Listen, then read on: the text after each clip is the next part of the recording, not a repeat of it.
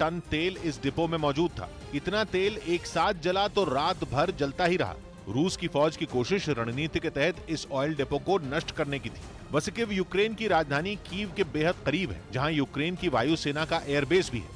माना जा रहा है कि रूस की रणनीति ऑयल डिपो को नष्ट करने की थी, ताकि यूक्रेन के विमानों को ईंधन न मिल पाए, जिसकी बड़ी वजह कीव में चल रही कांटे की जंग है। कीव के कुछ रिहायशी इलाकों की हैरान करने वाली तस्वीरें यूक्रेन की तरफ से जारी की गईं। एक सड़क पर टैंक और बख्तरबंद गाड़ियां कबाड़ की तरह सड़क पर पड़ी दिखाई दी। सड़कों पर दूर दूर तक सन्नाटा पसरा है। बमबारी के बाद पूरा इलाका राख और कबाड़ से भरा है। कहीं गाड़ियों के पुर्जे फैले हैं तो कहीं टैंकों के। यूक्रेन की फौज का दावा है कि रूस को कीव में भी ज्यादातर इलाकों से खदेड़ा जा चुका है।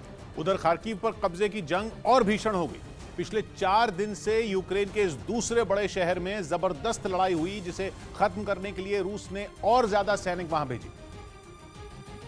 लेकिन जैसा रूस ने सोचा, यह उतना आसान नहीं था। खार्किव की सड़क से गुजर रहे रूसी सैनिकों के काफिले पर यूक्रेन की सेना ने हमला बोल दिया। वहां से आई एक तस्वीर में रूस के सैनिक बड़े आराम से एक इलाके से गुजरते नजर आए। थोड़ी देर तक तो वहां पसरे सन्नाटे में सिर्फ उनकी गाड़ियों की आवाज ही सुनाई पड़ी, लेकिन तभी अचानक एक तरफ से रूस के सैनिकों पर गोलाबारी शुरू हो गई।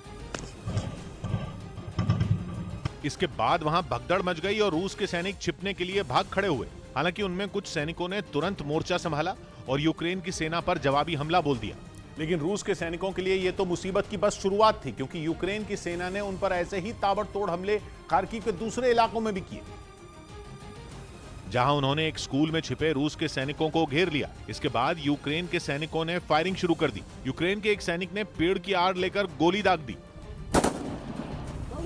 खार्किव में घुसी रूस की सेना को यूक्रेन के सैनिकों ने कड़ी टक्कर दी। यूक्रेन की तरफ से दावा किया गया कि उनके हमले में रूसी सेना को तगड़ी चोट पहुंची।